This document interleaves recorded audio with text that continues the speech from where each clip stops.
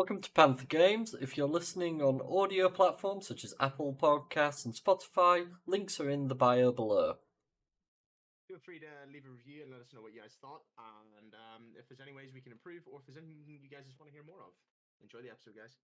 Thanks.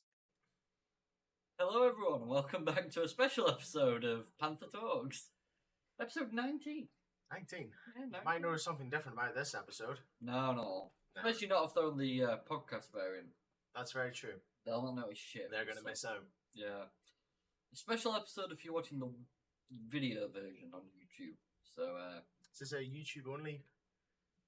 YouTube only special, but in regards to the audio, we'll still publish it. Everyone will hear everything, however, YouTube will get a special little surprise. I'm not sure it's a positive seeing our ugly mugs, but here we are.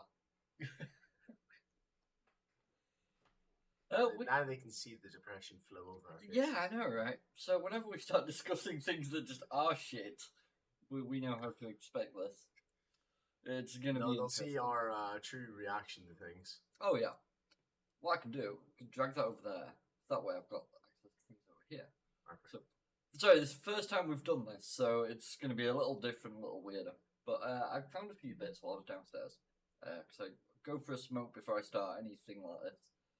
And I came across a few tweets that I thought was actually kind of amusing. Back in the original Star Wars pod races, there was a guy who was credited for never actively trying to sabotage the project. And it turns out he actually revealed what the story was behind it, because someone tagged him. And apparently he was sat right next to the team who made the pod racing game, while they were making a game called Grim. And he asked, what are you going to credit me on Pod Racer? They asked, why would we give you any credit? You didn't do anything to make it. His response, true, but on the other hand, I didn't do anything to hurt it. Apparently, they just couldn't get rid of that logic. So yes, he is credited for never actively trying to sabotage the game. Now I'm curious as to how much just complete dumb fuckery was happening in the creation of that. How much were they messing with each other? Yeah, there's got to be something. They've actually were like, yep, that makes sense. Let's do that. It's just logical, obviously. But I thought that one was quite funny. But then, as we know, the CMA ruled against the Activision Blizzard merger. Simplified raises on. Yeah. The EU have actually agreed with the, disagreed with the UK's ruling, but agreed that it would be a good idea to go forward. And an analyst has come out and said, once Microsoft settles in the US, they will probably create a separate entity based in the UK, and that will just run Activision Blizzard as it currently is. So that will basically mean we would get left behind with no improvements, which would be fucking awful. Let's be honest, we always get left behind. Blame the governments. Our favourite word. Well, eventually, I feel like if that were to happen, they come through and be like, well, they're just going to move along without us, so we may as well just turn around and say yes, so we can at least. I think that's what's going to happen. If it gets pulled up that it works in the EU, works in the US, they're going to immediately go, yeah, fuck it, take it. Simple as. It's just what's going to happen. There has been, though, we've had an interesting time since Will's been over here. And we sat and played a bit of a new game last night. Very interesting game and very different to what we've played before, especially what we typically play. Yeah, we're both the kind of people that we like as shooters, that sort of stuff. The game isn't really good for a shooter. It's not got great shooting mechanics, but it's good fun. The only issue is I find that it's not really that known. It's quite a small game. I definitely didn't know of it. I don't think you did until you found it either. It popped up on my Facebook, of all things. But it's called Bonding Ambivalence. And if you just want to play a co-op game with a friend that's puzzles primarily, that's going to fuck with you morally, that's the game. And it doesn't say anywhere. It doesn't claim that it's a horror game or psychological or anything. It will. Certainly feels like it. Yeah, it will fuck with you. There were at least 3 occasions where we both ended up cowering in corners, only to find out we were cowering in corners right next to each other. For no fucking reason. even though nothing was happening. Yeah. It was like last night we were discussing it, and we were there like, well, the music. And you went, well, I didn't really think anything of the music. I went, well, they had to have done something right, because they got us cowering in corners with it. You see, I feel like the reason that game got us the way it did is because these days it's very hard to come across a game and know nothing of that game. Yeah. Because everything is so widely known everywhere now. And if you see any game you see, you typically know of it. And any game that you now don't know of, you're very hesitant and skeptical to go into it. Because, you don't know if you're going to enjoy it. You don't want to waste money, even if it's only a couple £100. 100%. It's just that thought in the back of your mind. And we just said, screw it. We hopped in this one. And honestly, great puzzle game. It's very different to what we've played before. And I love my puzzle games. I've been playing a few of them recently. And this was very different. Oh, 100%. To what I've played. There's just something about it. And especially the fact that you can't play with randoms. Yeah, so you need a friend. It forces that aspect of getting a friend together and then you and that person fucking about. Yeah, it is a case of you do actually need to communicate, so typically voice comms are going to be necessary. I don't think without them you could, because reading out the codes to connect to the boxes to solve them is kind of necessary. So it would get troublesome. Yeah, so you definitely need a friend, and you definitely need voice comms, or at least some form of text chat. Yeah, which would get a bit annoying, to be honest. They get fucking aggravating, especially at the times where there's like radiation and shit. Oh, and you just sort of like, yeah, I don't have the time to text. I need to run. But no, we just thought we'd give that a little bit of a shout out because it's not really heard of. It's about £13-14, which is pretty cheap, to be honest. And the surprising part is apparently 8 to 12 hours gameplay. And once you finish the game once, you have 2 other versions of where to play the game. You get permadeath unlocked, which is fucking terrifying. And speedrunner. We've already died quite a few times, so mines are not nice. And if anyone remembers the Claymore Roomba meme, say no more. Yeah, let them find out. That's all I've got to say on that regard. Oh, it was an interesting night last night. But yeah, we have other than the shout outs we've given so far, we have a few interesting articles to hit today. And then we'll see if there's anything else, really. Because usually we just come with like a final end point that we'd like to discuss. Games regards or just general industry information. Always ends up interesting. Well, I know you're dying to talk about this next topic I see you pulled up here, Roy. So, the Asus ROG has made its way into people's hands. And apparently it's finally made someone, the person who wrote this article from Tech Radar, a believer in handheld gaming PCs. Which I've been saying for a while, and I think I said it last week, but I believe that it's the better way to go instead of buying a gaming laptop. Yep. Because it's just cheaper, more affordable, and the specs are probably going to allow it to work better. So... Also, if I remember right, the Asus ROG is running on Windows 11. Yes. Whereas the Steam Deck is only running on a... Linux? Yeah, it's running on its own Linux distribution system. So, it's pretty good. Pretty useful. So, let's have a check on what this guy's got to say, actually. The divide between consoles and PC has persisted for as long as the hardware has existed. However, they are fucking true. He nailed that. Yeah. However, the Asus ROG Ally has taken steps to bridge the gap by bringing a level of console convenience to what could be an intimidating gaming landscape. But I'd argue the Steam Deck did the exact same thing. Yeah. I do feel like he might be just like avoiding mentioning that so far. Interesting. I've been a PC... Oh, go there. I've been a PC gamer for more than a decade, and I've always found that as good as game PCs are, there's always something in the way that has presented widespread adoption. Generally speaking, that could be the price of a mid-range to high-end machine, with some top game PCs often costing thousands when well kitted out. you don't really need it. No. As much as people claim it. I mean, look at what I'm running. If you were knowledgeable enough to build that on your own, you could. Yeah. You'd only be paying what, 600 to 900. Yeah. I paid 1,200, and that was pre-built. Yeah, that's why it's a bit more costly. That's because I have no clue what I'm doing when it comes to building a PC, which is why I have this guy. it's what I do.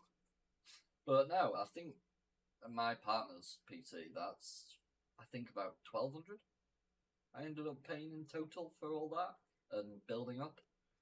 Yeah, it's the same as what I paid for my pre-built, and it's definitely got a few components are definitely a hell of a lot better. Yeah, to say as well, that's got less RAM than you, but you felt the difference last night, I'm sure. Oh yeah, not an issue whatsoever. No. Even at times, it's running a 2070 and a 10th Gen i5. I'm running an i9-9900K and a 3080 Ti, and that loads quicker than me. I think it's the CPU. Personally, do. I think I just need to update my CPU, but I'm thinking of going. I'm thinking of going to 13th Gen and getting DDR5 RAM. Because at the moment, DDR5 RAM is cheap as chips. Really? Yeah, surprising. I've been contemplating it for a while, so saving up. That's my next plan. Lovely. But yeah, I don't believe in what he's saying. Price is all dependent on the user. Most PC gamers, and this is something most people will admit, they start out with these spec systems, or even the most basics, and they just start playing free-to-play games. Team Fortress 2, Counter-Strike, all that sort of shit. And then you move on to shit like Gary's Mod or whatever else, and then you just slowly build up. And you get a system that can run whatever the fuck you need it to. I suppose there's not a whole lot these days that are free-to-play. That haven't already been around for a while. There's not been anything like noticeable. And typically nowadays, when you hear free to play, your typical worried thought is, how many microtransactions am I going to have to do to be able to actually play this game at a decent rate? See, that's why I enjoyed Dirty Bomb when that existed. That was phenomenal for its time, but they got rid of it. And basically, they had like the loot crate system, but you couldn't pay. Yeah. For them. You had to unlock them by playing. Yeah. And then you'd unlock better operators and shit like that, and their skins actually affected how they played. Yeah. And stuff like that. It was quite fun. Interesting game. That's why the rise of portable PCs. Can't believe I managed to actually find that. Portable PCs as some of the best handheld games consoles really appeals to me. This has been a significant barrier. This has proved to be a barrier given significantly cheaper costs of something like the Xbox Series X, PS5, and Nintendo Switch. The top-end consoles from Microsoft and Sony will set you back $500, £450, 750 Australian dollars, and $500, £480 for a PS5. That's just crazy to think about. And 800 Australian dollars. So it's the same in dollars, but more in pounds and more in an Australian dollar. Yeah, Australian dollar is worth less. Yeah. Whereas sterling's worth more than dollars. But why are they then charging more GBP? No, it's $500, £480. $499 for Microsoft, right? Yeah. $499 for PS5, £450 for Microsoft, £480 for PS5. Sony. That doesn't seem right. They must be desperate for money. They must be. These machines are capable of some seriously impressive visuals and performance in some of the latest games. One of the biggest strengths of the Asus ROG Ally is that it's priced competitively to some of the biggest strengths. To some of the best consoles. It is set to retail for $700, £700, and 1,300 Australian dollars, which, while pricier than any console right now, is still significantly cheaper than the cost of the best gaming PCs available. As true as that is, there's something to be said in comparison to playing on low resolution and everything else than there is on an actual full spec gaming PC. Yeah. The differences will always be there. That'll be a big difference on the performance as well, because it's going to be on a much smaller screen. That's why it's able to run as well as it is. Yeah. So you're having to display a lot less, and when your pixels are shoved down to that small a size, and you're still putting a decent amount. What was it? 1080p they were running. I think that was one on 1080p. Yeah. Yeah. So when you put 1920 by 1080, you shrink it down to that size. It's gonna look like a really good quality image, but at the same time, you're still playing on that small screen. You see, that's the other part that's worrying me about. With the Steam Deck, they're running on 1280p. But you can then proceed to stick that onto the dock and connect it up to a monitor. And if you were to do that, apparently it runs fine for the most part. If it's only 1280p though, I feel like it's not gonna. It's not gonna look great. Perfect, but for people who just wanted to get into the gaming sphere on PC, I think that'd be great. We have no information as to whether this machine is actually going to have a dock. Yeah. That's the bit that's making me wonder. So, here we are. The form factor of the Asus ROG Ally is another major plus for the handheld PC gaming scene. So then it's starting to list weights, but basically it's 608 grams, 1.3 pounds. It's a little bulkier than the Nintendo Switch OLED, 420 grams, 0.9 pounds, but still notably lighter than its main rival, the Steam Deck. It's finally mentioned it. 669 grams or 1.4 pounds. Not a crazy difference. No, I personally don't see the major. If you can carry that, you can carry that. It's not really an issue. I mean, look at the size of some phones people carry. They're like bricks. I have always said this is a brick. It's just an electronic brick. That is all it is. Heft aside, Asus handled features a much sleeker chassis with familiar stick and button placements that console gamers should feel immediately used to.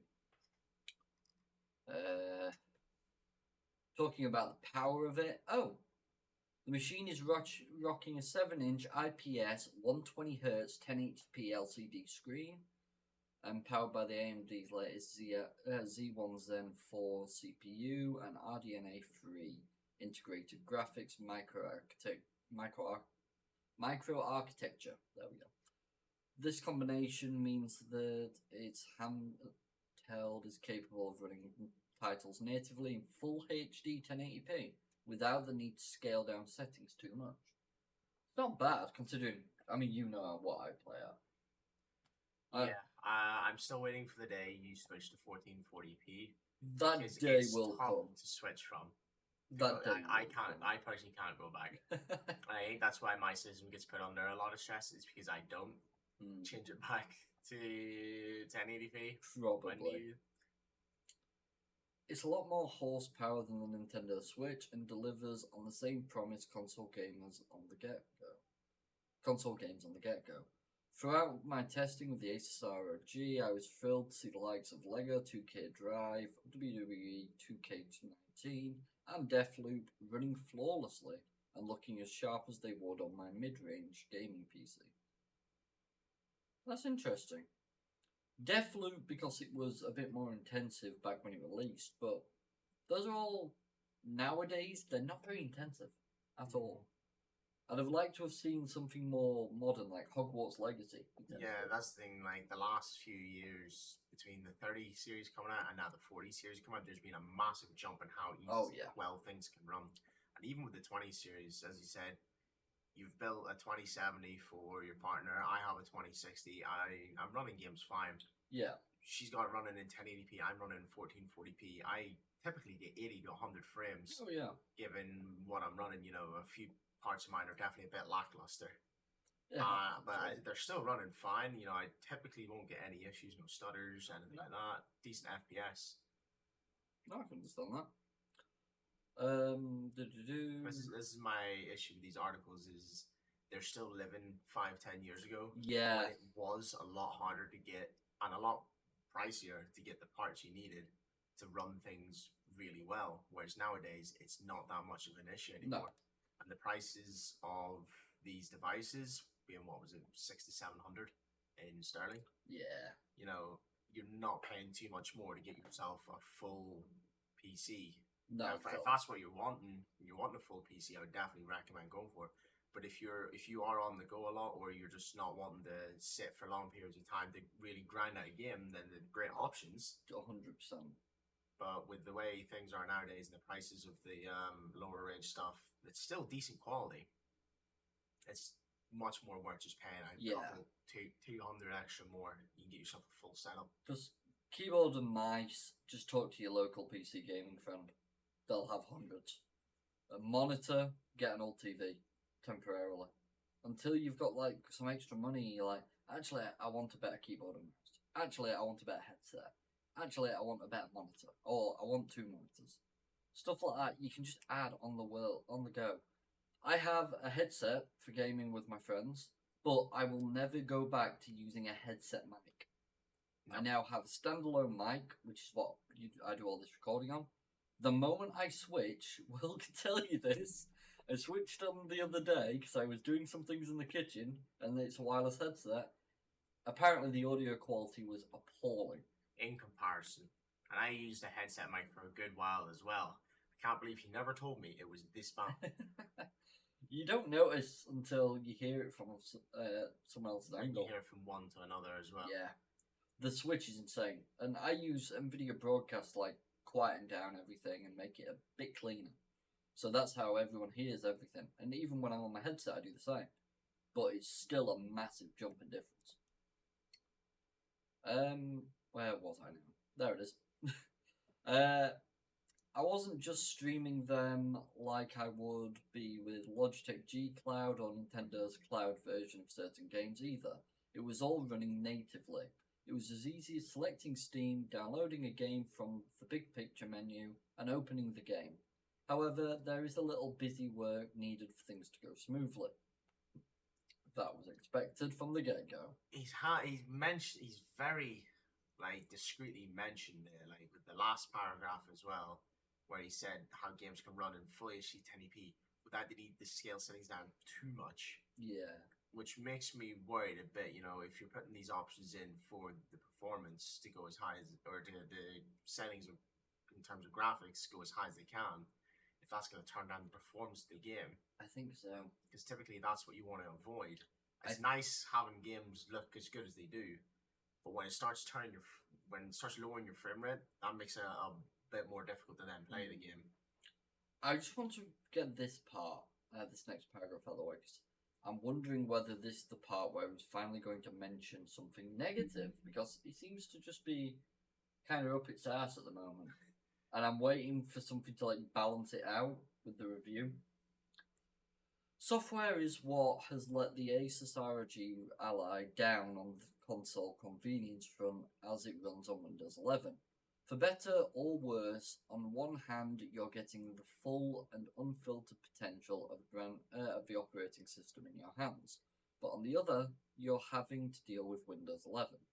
Broadly speaking, the Asus Armoury Crate helps to centralize things, but it's not perfect yet. The reality of it means you have to launch a game from Steam, close it, and then launch the game itself from the main menu before the X inputs were fully registered. Annoying, but after that was done once per game, it wasn't a problem anymore, thankfully. So he's quickly mentioned it and then ran to another point. I feel like this may be more of a sponsored article. I was getting that from the get-go. I'm glad you said it instead. Yeah. Yeah. Considering he very briefly mentioned the Steam Deck as well. I see it that he's mentioned it again there. Yeah. And I'm just intrigued to see what that's about, but... Because I'd love to see an actual full comparison done between the two. Some have, but I think I'm probably going to wait until they're both out on the market before I look at anything to do with that. Yeah. Because at that point, yes, the Asus is out there, but at the same time, it's in more people's hands who are more capable and less biased. So I trust them more to make a decision, personally. And it's like it is with every PC game or anything technological. People can try and argue against this, but it is just true. You can install 2 games on identical machines, whether they're PlayStation, Xbox, PC, whatever. One of those will have an issue. You can set them up identically. One will have an issue, the other will not. Problematic, but it happens. Unfortunately, I'm the poor sucker that always gets the issues. Yeah, and if I get them, I just fix them and then forget they exist. It's a good bit of fun, I swear. But this is... Sorry, I saw sponsored content and thought he was actually admitting sponsoring now. But no. So this is the last bit to this article, so we'll just get through this. A handheld that can do both. Bullshit. The Asus ROG Ally. I'm just going to call it the Asus Ally from now on. So the Asus Ally is an excellent handheld console when used in its portable mode, but that's only one side of the story. Similar to the Steam Deck's dock, you can pick up the ROG Gaming Charger dock, which actually shares more in common with how things work on the Nintendo Switch. Seems like it's answering what you're asking. Yeah. Seems like you're going to be able to send this display to another screen. I'd imagine so. This brick plugs straight into the wall, gives you power delivery through USB-C, as well as HDMI 2.0 and USB 2.0 ports. It's a means to take what you're playing on the go onto one of the best gaming monitors, and the USB port is ideal for one of the best PC controllers too, for example. And that's kind of ironic because he's linked 2 different articles there from their own company, just a way to advertise a bit extra. Now I'm questioning if he's quoting the best gaming monitors here. If you're paying for one of these best gaming monitors and then you're getting a Steam Deck instead of just getting a full PC to actually utilize that monitor, because if you're only using HDMI, you're not going to go above 60 frames, are you? No. You need a display port to be able to go above that. Correct. Look at me knowing things, so you're proud. It's taken a while, but we're there. To give a small bit of context, I am absolutely stupid. You get a better student out of a couple of bricks on the floor than you would out of trying to teach me. But I've slowly learned, so I do know a few things. I definitely know that if you're paying for a good monitor, a really good monitor, you should be getting yourself a full PC and not a handheld console. Yeah, 100%. To be fair though, there's even some laptops out there that actually have DisplayPorts in. It's kind of mad, but if it works, it works. As the Asus ROG Ally, Asus Ally, there we go, easier, runs games natively at 1080p, they look great when played on a larger monitor and run surprisingly well. The decision to have a single USB port instead of 2 meant that a wired controller like the... I'm not going to mention it because it seems like it's advertised for a reason. Is really better for navigation than choosing between a mouse and a keyboard. It meant that all I had to do when going from handheld gaming to big screen gaming, big screen play, was to plug the device in via USB-C and things went large instantly and easily. For as much as there is an argument for a Nintendo Switch 2, this device lives up to the notion of a powerhouse console without compromise. They're saying this is an easy way to go from console to PC, but it just feels like you're staying on console. It does. The whole point of PC is having to faff around and deal with those issues that randomly come up. And for this, you're still holding it like a controller. And if you do decide to plug it in the monitor, you still just end up using a controller. Oh yeah. The thing I find funny, a lot of people whinge about PCs. Like, I hate the fact that you'd have to fix things if you're using it. Honestly, I've gone over this a couple times already, but fixing these issues is what has led me to the career I'm in today, and to follow the route I have. Because I find it fun and interesting to see what actually happens as you work through these things. But this part is actually possibly going to be a deciding fact for some people. The utilization of Xbox Game Pass, supported on the Asus Ally, is sure to be familiar to those who Microsoft's ecosystem. That doesn't make sense.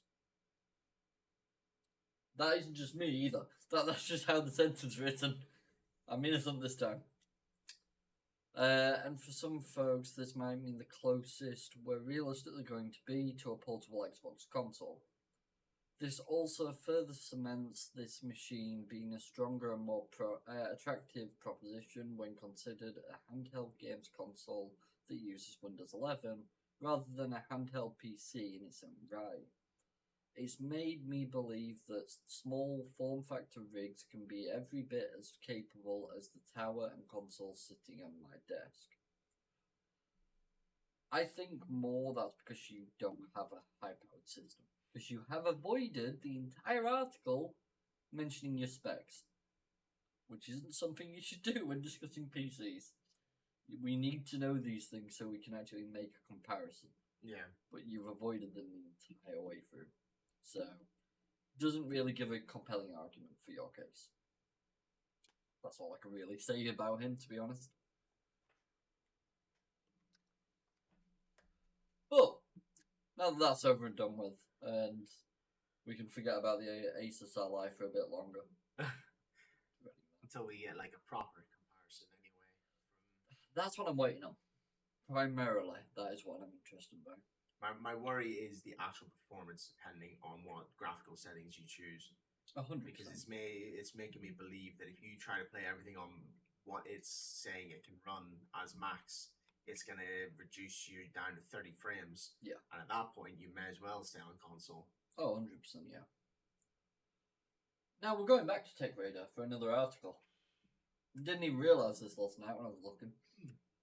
So, Asus released an article, and both of us think this is the dumbest thing we've ever heard of. Very strange, to say the least. But it was kind of a shock and awe kind of article, wasn't it? LG OLED Flex review. The first king of bendable gaming monitors. You guys meant to say kind. The first kind of bendable monitors. I'm not sure, you know. It feels like that's a full-on mistake. It fucking does, but you never know with these. Who knows? Bendable gaming monitor done right. There was one done wrong. I mean, let's just take a look at this, shall we?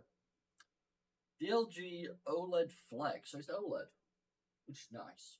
OLED monitors are phenomenal. So with TVs.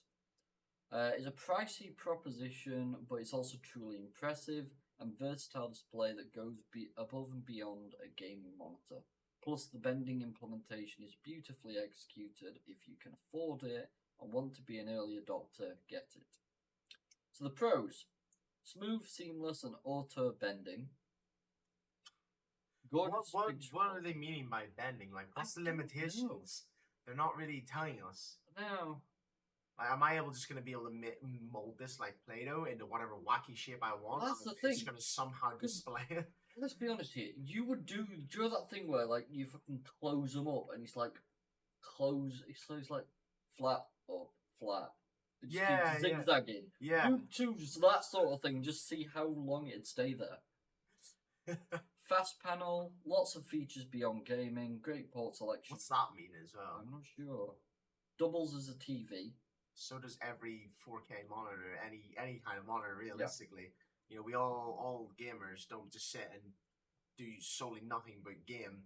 Yeah. We like to sit back when we relax and want to chill from a game for an hour or two and watch YouTube videos, go on Netflix, just browse the internet. Exactly. There's so many streaming platforms nowadays. Yeah. Any computer is a fucking TV.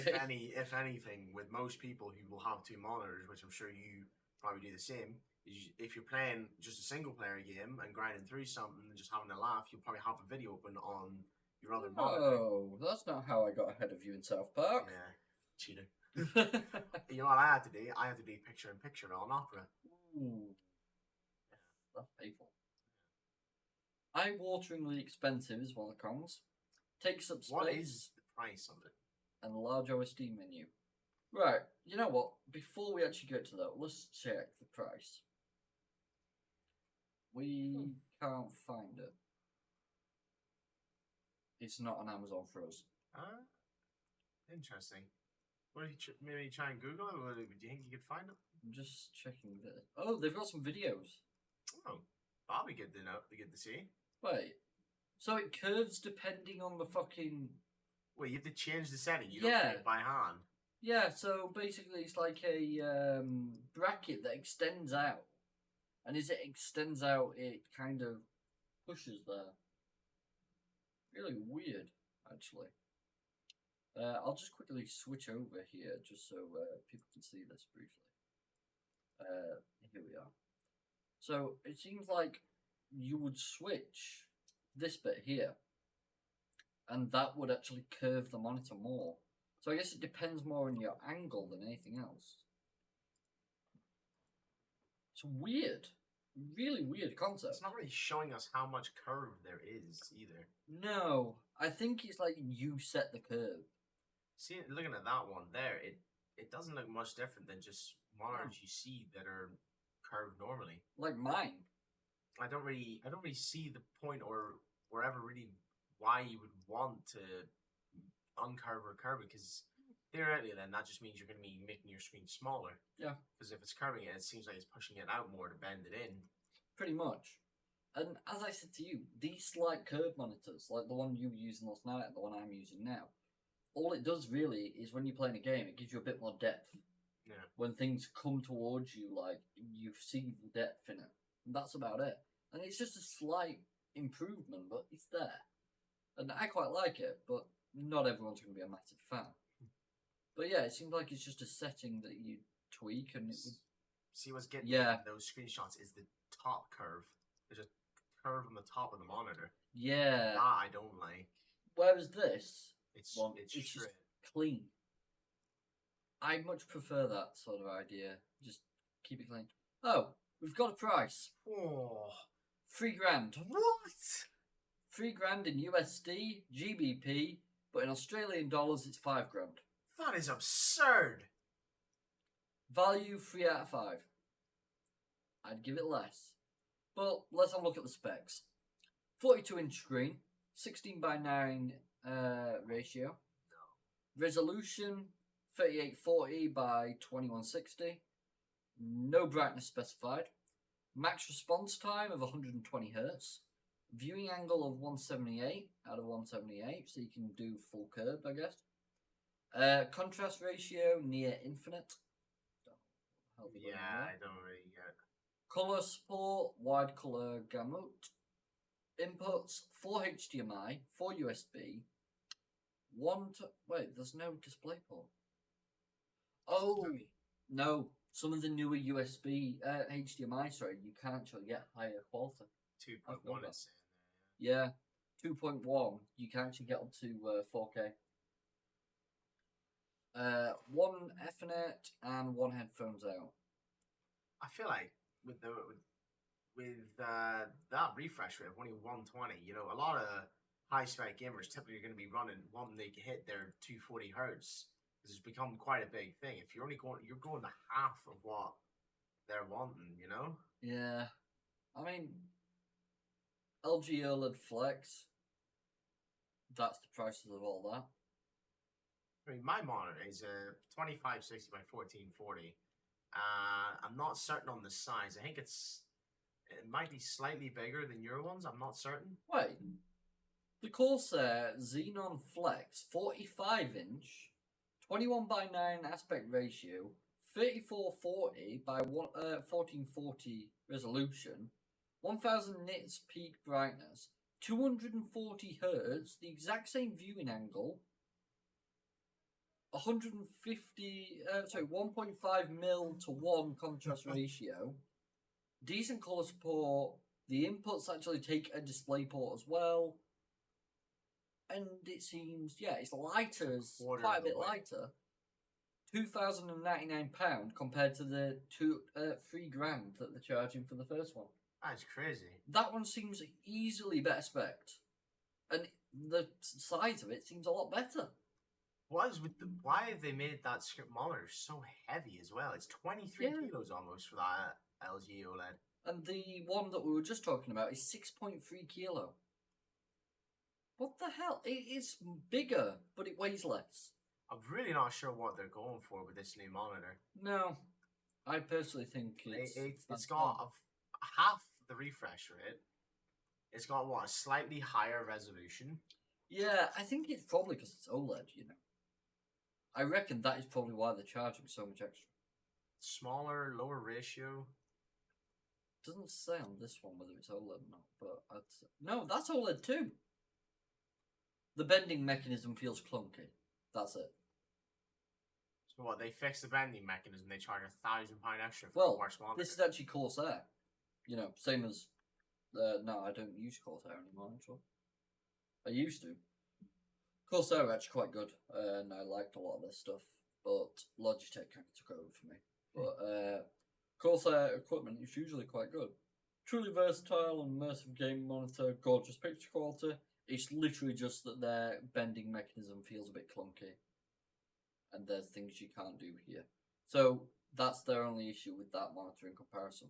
If it just feels clunky, you'll get used to it with time and effort. With a lot of the qualities being a lot higher as well. You've got a better refresh rate, which means your games are going to feel a lot smoother if you're able to run them at that height. Exactly. And you got more aspect ratio to run with. You're not hauling around a cement block around. No, exactly. Move it. Fucking hell, that weight is insane. That means just a drop from 2 inches off the floor is going to do heavy damage to that monitor as well. Oh. That's just mental to me. So, that has just still thrown me a little. Last night, while looking around for articles, I did come across another interesting one. Because Will and me will tell you with quite a bit of detail that with the games we play, audio is quite vital. And that's just the truth of it. Knowing what brand you like or what improvements you need for audio in those games, it can be vital to losing and winning a match. Simple as that. And we came across an article about the best PC gaming headsets in 2023. So we thought we'd check as to whether we'd agree with any opinions. Now, at the same time, Will pointed out to me that he's never really got any proper headset. Yeah. So I thought this might be an interesting look into gaming headsets as a whole. So let's get into this, shall we? Enjoy some immersive PC gaming with the best PC headsets from SteelSeries, Corsair, and more. Now, with headsets, it's more the big thing of what do you want out of it, and what brands do you trust? I'd say these days the most important thing when it comes to a headset, if you're playing, typically I'm playing player versus player games. Yes. So typically the most important thing you're going to need is directional audio. Correct. And it needs to be accurate. Yeah. Now, whether at the minute it's a headset or the game, we can't seem to get the audio right, aka the developers, we shan't go too much into detail. Yep, exactly. But I suppose what we can look at is the headset for now, and we'll give the benefit of the doubt to the developers, 100%. even though everyone knows who's at fault. Everyone knows. So, before I actually go into this, I'd like to take a minute to just discuss my headset. Yeah. Because my personal brand of choice is JBL. I love their brands. This is a completely wireless headset. The only reason I have the wire plugged in is to charge it up. And it connects straight to my system, has complete 360 sound. And on top of that, features head tracking, not sure why, still. We did briefly discuss this between the two of us and could not come to any conclusion as to what it's going to be used for. Yeah. There has to be a reason, otherwise they wouldn't feature them, but still. Memory foam support, which is fantastic. Auto mute mic when you flip up, quite a common feature nowadays. It also features ambient noise and noise cancellation. But overall, amazing bit of kit, and I've got to say, it keeps things nice and quiet when you just want to play a game and chill out. And even if you actually want it plugged in, rather than completely wireless, you can do that. It's all up to you. And this wire is about 3 meters in length, so you still get a bit of decent length from it. That I believe is the quantum ones could be. I'm not sure. I think that's the ones though. I also have quantum control ones speakers, so I quite like JBL. Their equipment is really tough, and even if you drop it, you know for a fact it's not going to fucking break on you with ease. That's what I'm quite fond of. At the end of the day, they need to live up to a bit of tough and abuse. Unfortunately, it does happen where sometimes things accidentally get swiped off the desk. Yeah, that or you get angry and just slam your headset. That's also an option. I don't do it. I just stick it on there and just kind of like blank its existence until I come back. But yeah, it's better safe than sorry. Now I've discussed mine. Let's move on to what these lovely people say, shall we? So they are ranking that the best overall gaming headset is the Razer Black Shark V2.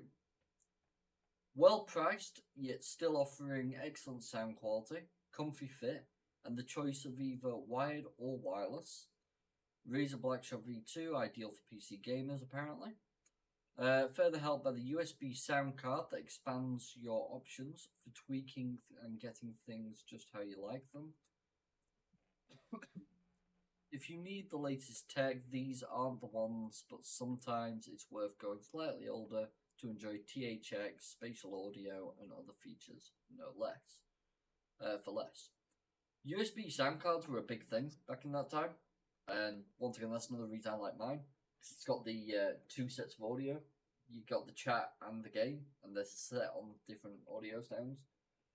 It's a lot easier to manage your audio quickly by just swiping up on the back of your ear and swiping down, when you've got to actually go over to the USB audio and just tweak it manually. If you can't take 2 seconds to do that, it's a bit clunky. Best sounding gaming headset: Corsair Virtuoso RGB Wireless XT.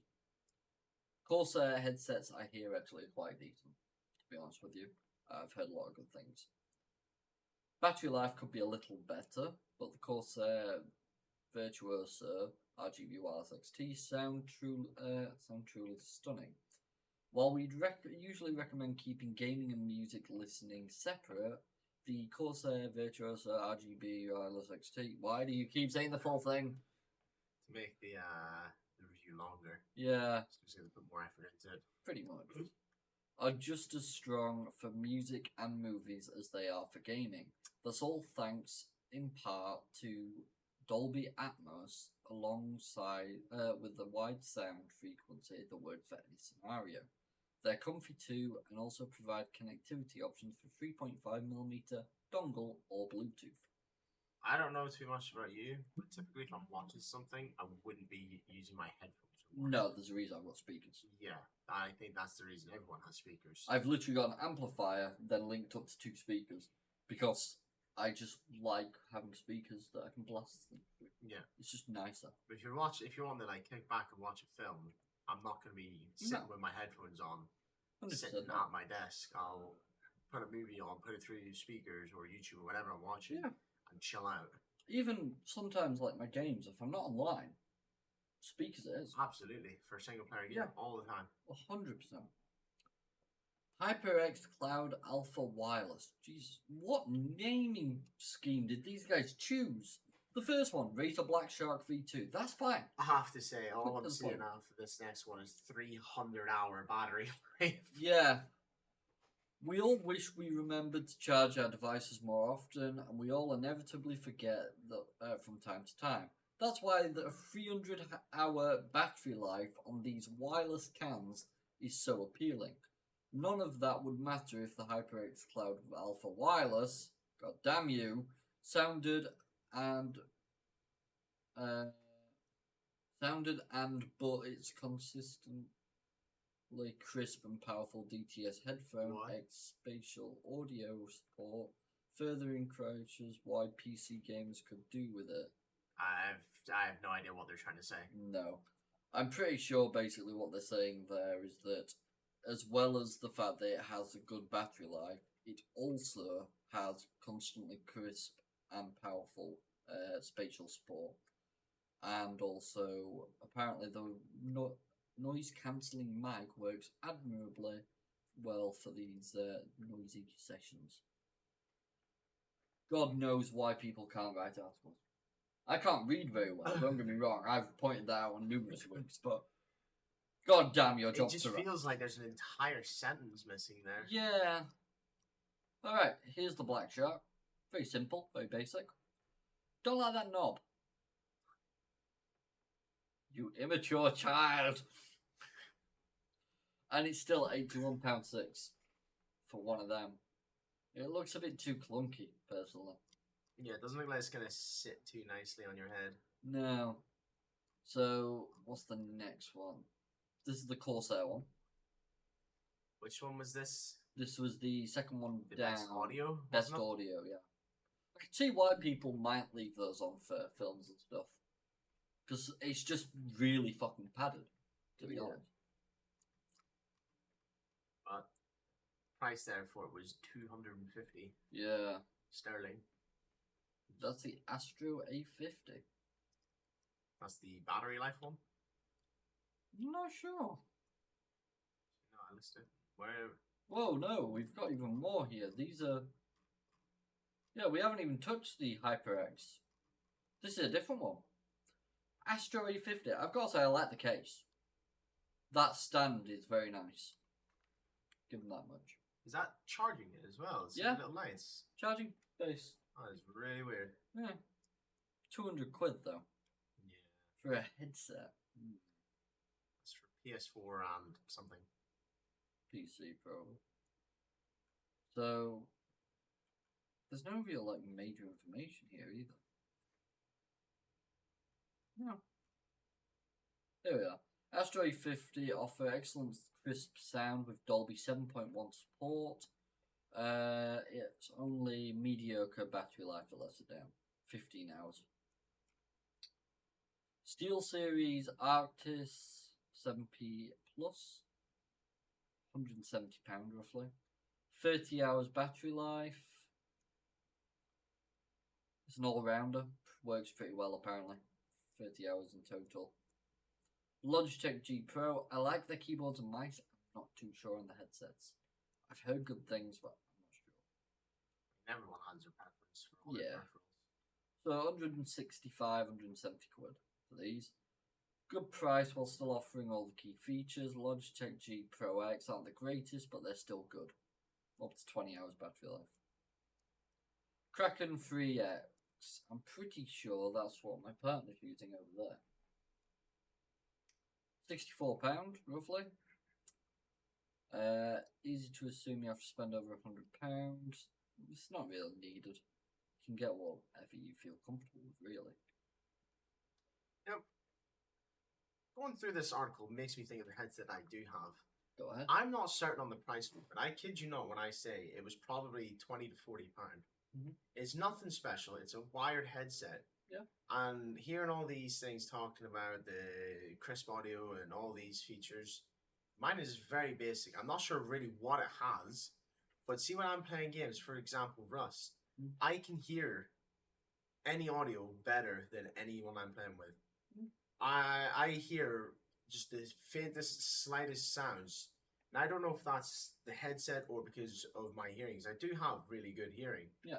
And I can hear these very slight little things, which is why a lot of the time I end up calling people out a lot because I hear just that one tiny bit of noise they make. And it makes me wonder. It's why I've never looked at or bothered looking into headsets and any features that they might have that might help me better or anything like that, because I have just a basic headset, very cheap, and yet it does the job. And this headset I've had for I think well over 2 years, and I've had no audio issues, no crackles from it being older. And no, I'm gonna say a lot of the older headsets work pretty good. It just goes to show you, unless you're wanting to really tweak around your audio and stuff, you really don't need to go into anything that's crazy prices. I'd say as long as you're not an audiophile, you're pretty fine. SteelSeries Arctis Nova Pro Wireless. They look a bit clean. and it looks a bit worrying, especially with that price. Clean. 330 quid for a headset. That's what I'm saying. Like, some of the headsets, their prices are just going wild. Yeah, 44-hour battery life. That's about it. That is some strange looking headphones right there. It is. It's like a triangle. Were they made for Not a clue. £169. 25-hour battery life. Fun lighting, good sound quality, strong build. That's about it. HyperX Cloud Alpha Wireless. That's the one we were talking about. £170. 300 hours of battery life. Yeah. That's crazy to think about. It's mental. Basic pair of Corsair with the wireless dongle. Memory foam earmuffs as well. Quite a nice little thing. £77.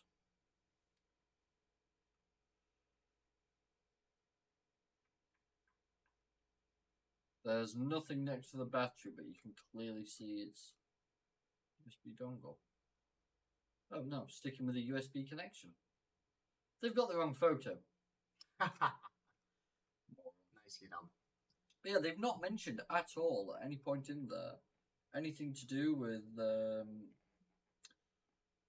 JBL, which is kind of a bit weird. Yeah. I'm surprised by that, to be honest with you.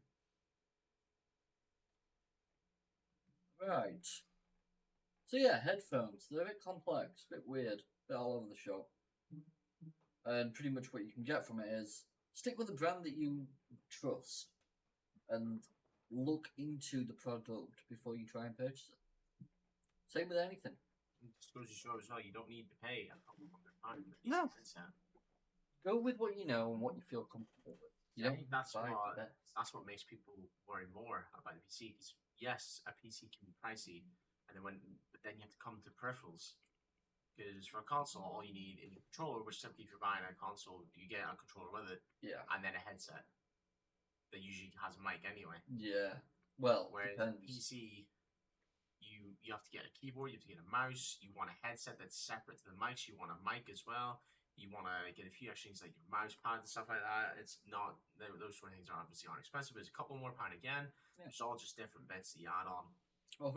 But you can find, if you know what you're looking for and you're not going into extremities like these headsets are, where I have a nice cheap headset that does the job rightly and has lasted me a very long time. 100%. You don't need to go into paying a couple £100 for these things. No. PC gaming is as cheap or as expensive as you make it. And it's as simple as that. People will always talk about these higher, more expensive equipment because, yeah, luxuries are nice to have, but they're not needed. They're not mandatory. You can play with the cheapest system in the world. Like earlier when you said most consoles now come with a headset. Do you know what they come with a console or a controller typically, and then you get a headset separate. The PS4 came with one. Did it? It was a single earphone that you put into your ear that would connect into the controller. That was it. It was a one-pronged earphone. What's the point at that point? No idea. The amount of people I knew who'd use it. And it wasn't one of those that would sit in your ear, it was one of those circular disc ones. You know, that just fucking kind of sat there and just fell out of your ear every 5 minutes. Horrid. Horrid. So, we're back to it. The Microsoft deal. Someone is predicting that cloud gaming could assist Microsoft in winning the 70 billion nearly deal for Activision Blizzard. Now, I'm not sure how I feel about this, considering, well, I don't think anything's really going to help them win or lose. I just think it's the position of their argument and how they do. It's as simple as that, really. I just feel as though, for the most part, a lot of people think it's worse than it is. A lot of people complain about it. But one thing I will say, even though I fully am there, yeah, this deal should go through and I'm happy if it does, I'm not going to go around parading it like I see some people do on Twitter. Because fuck me. As someone responded to them, and rightly so, why are you celebrating so much about a deal when you don't even work for the company? You don't really gain anything from it. And it's true. You don't. I'm only happy about it, to be honest, because I think it could be a big help for gaming. And to see, like, my hobby actually improve somewhat from it, that'd be great. And I'm happy for that. That's about it. Then you just see Will in the background, just like dead faced. You're the one keeping up with this, so. I've been doing a lot to do with this. You know that yourself. Oh. There we go. So. This is just as fun as it always is. Looks like an absolute mess. Yeah, well, it's Forbes. I expect nothing better. I'm on like one of 4 free articles from them. I don't like them. So since the beginning of the deal, anyways, there's been 2 significant developments. Regulators have given mixed verdicts. While the EU approved the deal, American and British regulators have raised objections on the grounds that it would undercut competition, according to the New York Times. And the metaverse seems to have faded into the background, and a new industry, cloud gaming, could help determine whether the US and UK would approve the acquisition. As we did discuss the other week, Nvidia themselves, who are one of the few that are actually doing well in the cloud gaming market, have come out and said that it would be a bigger benefit if the Activision Blizzard deal did go through. Personally, I think that's all it really needs to be said. Just end it there. Problem solved. Done. Right, that's it. That's the end of this article. It basically is. Jesus, yeah, it literally is. Wait, is there something here? Here are 4 reasons I thought the deal could be good for Microsoft. It aimed at 3 potentially large markets. Microsoft's share of the first 2 markets would increase. Positive net present value, strong integration of the 2 companies. Those are just basic business points. Yeah, there's nothing really major going to be there. Yeah, so there's really nothing there that's really going to continue that. But this is the last article I have for today. You were looking forward to this one. Yeah, it's going to be interesting. Brussels locked in a row with Britain over £55 billion Microsoft gaming deal. Because, you know, the EU and Britain haven't argued enough over recent years. Totally not. Brussels is locked in a row with the British regulators after waving through the $69 billion or £55 billion video game takeover by Microsoft that has been blocked in the UK. The European Commission approved Microsoft's deal to buy Call of Duty maker Activision Blizzard on Monday after concluding that competition fears were not enough to justify halting the tie-up, which I did agree with. You know what's killing me about this whole argument? Go for it. Is it's constantly going on about if they buy Activision, they're undercutting competition. Yeah. But is Sony not undercutting competition by just constantly paying money for exclusives? That's the thing. They don't seem to classify it. That's literally what they're doing. So all that's really being complained about here is Sony's not going to be able to buy more of a game than other platforms are. Yeah. And that means they're going to lose out on a little bit of money. Exactly. So, I mean, it's like... Which isn't fair to begin with. No, it's like fucking Microsoft just going up to them and go, look, we'll pay you $500 million. Just make all your games exclusive to us for this year, and we'll pay you $500 million next year. Yeah. And just keep doing that. At that point, is Sony not able to do anything because that's what they've been doing all these years? But with like smaller exclusives into other platforms, it's like, it doesn't really make much sense. One works, but one doesn't. It's a bit odd. It contradicts a ruling last month by UK's CMA, which blocked the deal and said it would harm consumers in the growing market for cloud gaming where games are streamed over the internet rather than relying on powerful hardware in a console or PC.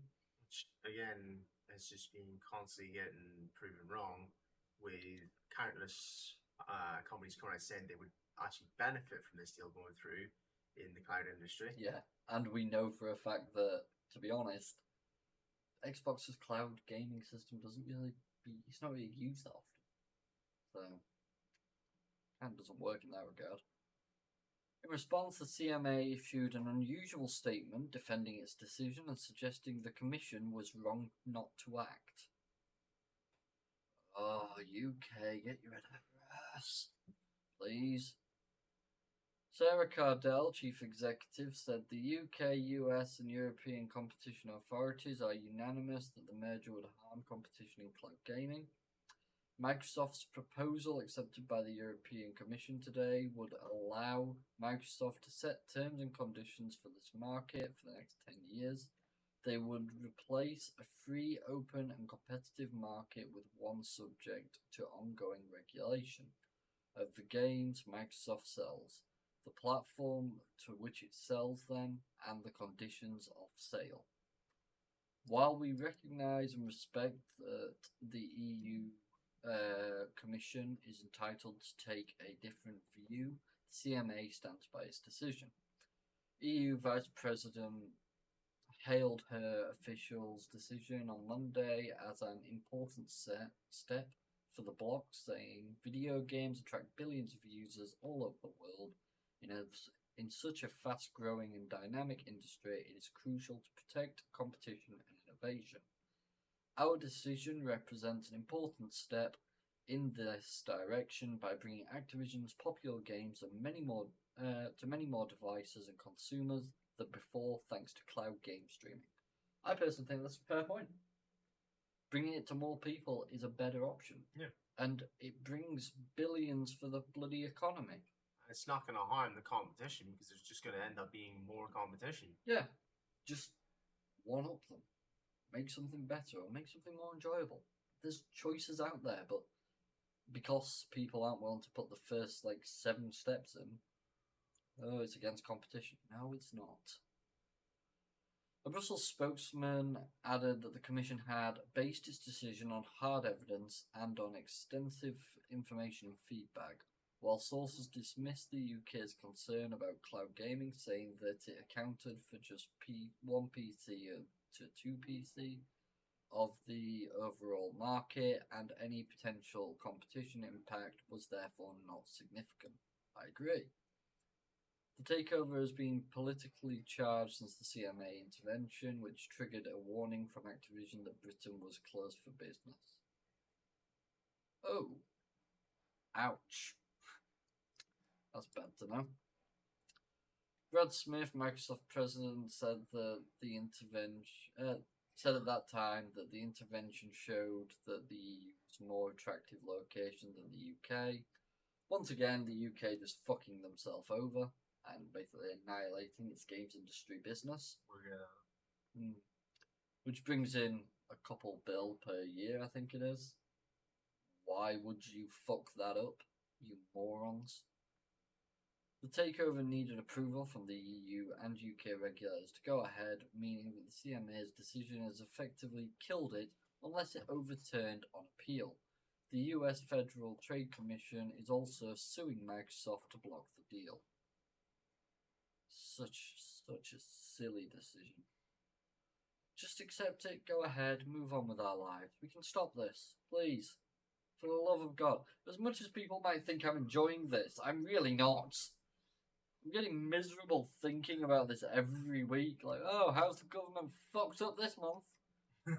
Wonderful. Wonderful as always. Oh. But no, to sum it up, in a basic term, just cannot be bothered with any more legal talk. It's waiting to see if, when it gets appealed, the UK will finally go, we fucked up, we'll let it through. Or whether they're just going to be constant holding back. We'll see. Fingers crossed, things will go well. That's all we can hope for, to be honest with you. But yeah, is there anything you'd like to add, considering... Let's leave it on a good note, Roy. So, a quick throwback to the start of the episode of Bonding Ambivalence. If you and friend are looking for a new game, definitely check it out. It's a bit confusing at the start, but once you figure out what you're doing, it's very fun. 100%. And I'd love to hear your guys' thoughts about it. Me and Roy would like to be playing more of it and finishing it. Yeah, I can 100% agree on that. And I think we should try and do a game a week. A game a week. To give out a recommendation each week to give Good idea. people more knowledge into games that are less known. Yeah, I like that idea actually. Doing a like smaller game, taking Yep. them, seeing what we find, because that's like a gem in the dirt. It's absolutely brilliant, and I'm looking forward to playing more of it. Same. I think because we've got to do a bit of clean up. After that, I think we'll go back to it. Sounds good to me. Fantastic. Right then, people. This has been a interesting special episode. I think it's went quite well, actually. Yeah. Who would have been surprised that a webcam actually does work? Yeah. I'm surprised it does actually. It was fucking I've been everywhere. quite bright the whole episode with the sun on my side. Yeah, sun shows its angle, doesn't it? Pale as hell, and then there's me I mean, red. fairly accurate from what my skin looks like. I am fairly pale, so Quite red apparently. Like a fucking berry. Berry with a beard and long hair. Yeah. Interesting. interesting looking berry, my friend. Yeah, we'll try our best to get a game for each week, or if it's a bit tougher to find some, we might do it every other week. Yeah. We'll Sounds like definitely try and review as often as we can, because that is one thing that's always tough, is finding new games. Yeah, I think just having something small, even like that, it's makes Just something sense. different is always nice as well. Yeah, I agree with that. But if it's just for you and a friend, it's a perfect game for this week. 100%. Definitely give it a try. It's cheap, it's fun, and it'll drive you up the wall. The PandTha talks seal of approval. Yep. Hang on. Hang in there, the kitten fucking PandTha. But now, we thank you all for joining us on this interesting episode. Interesting is the last word to be used, probably. This. Yeah. Whatever the hell you want to call it. But anyways, we hope you've all enjoyed, and we hope to see you next time when we go back to our normal format. Yeah. It'll be sad, but alas, it'll have to happen. It will indeed. Thanks for watching, guys. We'll see you again. Catch you next time.